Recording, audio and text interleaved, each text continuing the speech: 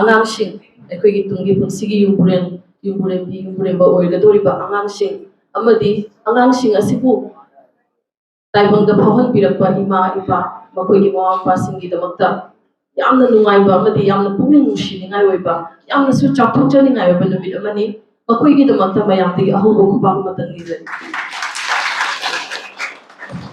ngasi Manipuri Sahitya Parishad Assam Ramnagar Masha Committee na sinja langjariba thoram asi chahi khudingi aina tukoda yum panjarapu matungde 2016 dagi asuk ujaduna lai haija batai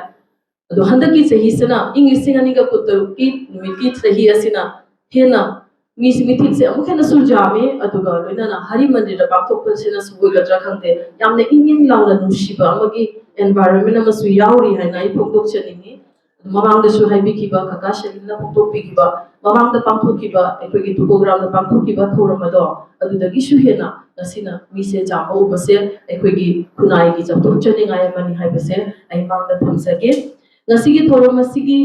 mayai tangbal haijabatai mayai tangbal gi phampham langda lingshin biriba oja mingoina panjarapada mifam mapu oinam Umorendra Singha President Manipuri Sahitya Parishad Assam athoiba bithungi phampham langda leading biriba oja Khaidem Amal Singha head DLIEC loinana maruiba mithungi phampham langda leading biriba Ramnagar Phungang asigi mapari Dr. Nanda Babu Singha napugalina ikop nodara khurumsari ngasi asi yamna nungaiba numit amani kari maram gi no haibu ekoigi Manipuri khunai asigi yamna chakthokchaningai oiba tunggi punsigi yungburembu oirakadoriba Gen Z haiba thaiba na koise ko Gen Z gi generation adugi angang singi kwaitigi nungaiba mai pa ko numit amani ado aina haijaningi base ngasi lepchariba platform ase asisu awon bama porpagi platform amani haibadi ngasigi numit ase puwari gi lamaida historic oina leiragadaba haibadi ahombagi khongchata ahomba ma lakpane haibadi leiramba mamangi Gen Z gi mamangi adugumba masak adudagi anobo masak amada laiba na khoyase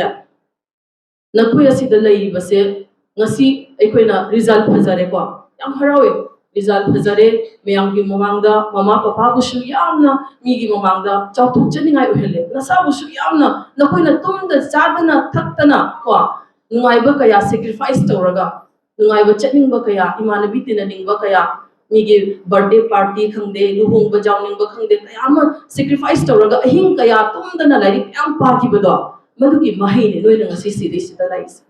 wasigi damoto loina sana sabu yamna chauthok chagadaba maruina ima ipa singna yamna chauthokchei makoina honajagiba mahiyato aduga ojasing makoibu takpirariba ojasing gisu yamna chauthokchaningai nabi aman aduga ngasi aina Gen Z ni haibisigi maramdi nakoina ngasi aphaba mi ama oiraknabagi damakta talakliba nakoigi khongthang ase ngasi se ahan step ni haiba time metric pass tawraba khangde natraga higher secondary pass tawraba khangde nakoigi step ase just beginning haisin hogalapata ngairi hai hogalapata ngaiba masak sida distraction haibadi ekogi lambi se lamphangna handagi mayam ma lakani adudi shoidraban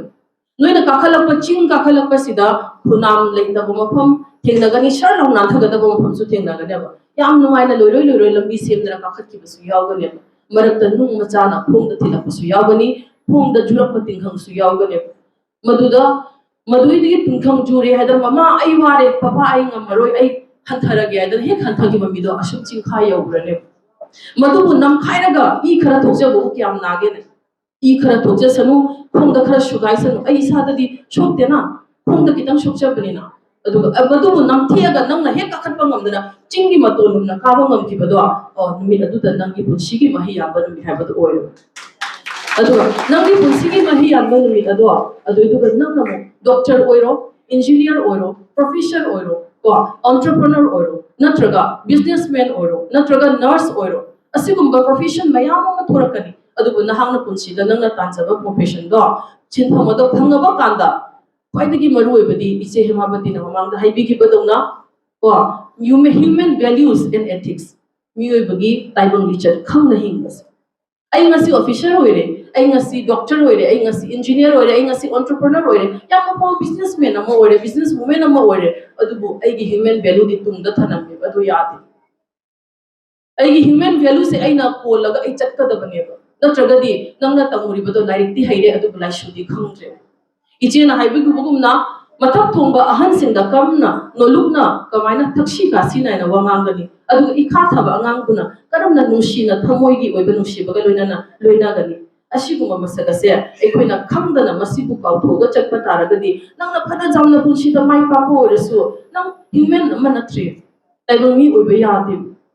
aduna masigi poda sisu yamna maroi ba mani aduna asigi poda se ngasi aina ahum sida laga takcheba natiko ado aikoigi imai pasina su masigi ahum se macha sing ayuki numidhangi loina duna taktana leiriba ngaktani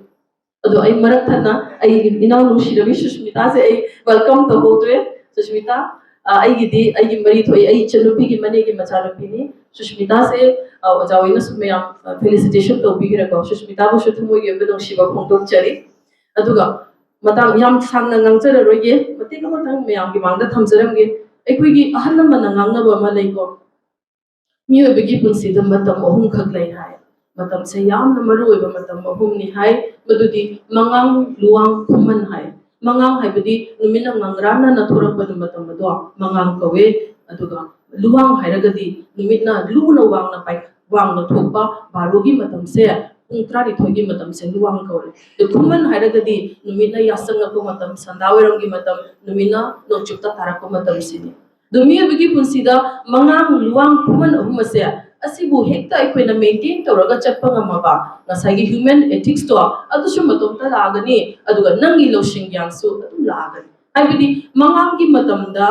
angang oiringe matam lairla shu tamgadaba matam mahai tansinggadaba matam aduga luang gi matamda na kaino aina mahai talibado adugi shilpham ama phangba matam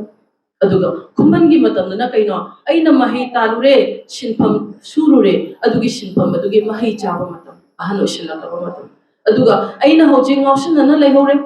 ko imana bisingna poiba langba sabada isu yauge mayam lai paido hayeng pani horen pani kitang tani ai horen pungoma pungahum bo pani ai tum dangai pani kain tor horen ni tumning na sum tum gari course loiba na horaro adugi matam du da kaido mayam gi mimana bangam horaroi result do phaja horaroi result phajadrabani na ai gi opportunity kayam mo mangani adudi aina thengdagraga imana basingna mathak ka graba musungda aina madugi mathangi step ai lawge na kakhalakka matam dadi luwangi matam pungkham laani luwangi pungkham di imana bisingna mahi chaba matam oirani moi thabak to ambition adu mapung pharaga masa masa gi punsida akhaba mi amang ko matam to oirani adugi matam duga aina amangam gi matam gi larik to pa leiro ko adu loraga ai gi relatives tum oirani adu loraga khubangi matamda ahan oirakbagi aina tansinjaruba iral mahai sing adugi mahai do chagadagi aina phamdana leigadaba matamduda aina shinpham suba yabra yadi hakchangna ingonda permit tawra roi adudi mangang luang khumun ahum se loina kaithara ne dudi miyobagi punsida nakoi ngasidagi kawganu as a teacher as a ojam hoina aina su nakoi da haijabani mangang luang khuman ayuk ne nungthil ne numidang ahum ase nakoi gi punsida paidagi maruina lapiu aduga aroi boina ina thamjaningi base haujikti genji gi student ne genji gi generation ni ko haujikti aikoina artificial intelligence ase yam si nei ko koina ko adu artificial intelligence ga lai ase tana aikoi gi social network ta lai se facebook lai instagram lai chat gpt kana lai sing se ko adu ase sing se akoi sijin na ne ba sijin na da ba tawroi kegi no matam na pirak pa ko de influence ne ba se adu matam na pirak pa influence da akoi ngaura ga chakragadi aikoina control da hodragadi gen z gi student ori ba akoi se akoi ai gi manung da changa akoi phajan thamura ne duri aikoina artificial intelligence na mayam na tanari ba singa se artificial intelligence na aikoi da rule taw doina te duri book reading book se asigi bhaina bise tab tamna thadorapagi wakan se chingchalo na koina like se sumpa pada bida google dagi phangi ai gi chat gpt dagi phangi gemini dagi phangi ko puno phangi each and everything phangi even aikoina pung ani gi pung amagi phawa akoi kari gumba program ma jingning de bai mobile da natraga tv da concentration se wala ini ko reels ka shorts ka asine ko na nuai se kay noibu alip pa matam da ko da biba nuai ba se amadi loshing se yam lik na pidro second amagi second ani gi reels da every wari full story ko khang ngam kami ko adudi madugi nuai baduna ai ko shum haina khar da di ai ko gi punsi da kaino ai gi creativity thora aro creativity habadi ai gi innovative ideas to thora aro ai gi loshing do phudu ko ngamaro मांगो दशम तोंगा चक्रने बकोई अदुइदी पेदोनी हैबदा आइना पागदब reading books तो मधुगी knowledge तो AI दा हाप तोइने बे अदुदी AI ने खोदे rule तो बंगा मरोय अखोई एआई सी ने अखोई चैट जीपीटी सी ने एज अ टीचर नखोई शलोइना सी ने रमने कले अदुबो एआई ना खोदा कैशु ngamhande aina paruri ba loshing talu research tori bo poto AI दा हापचन no matam da एआई ने इंगोदा हंगे मथंग दा करी नो दुदी एआई ना अखोदा रूल तो बोया दे अखोना एआई दे रूल तो बोदा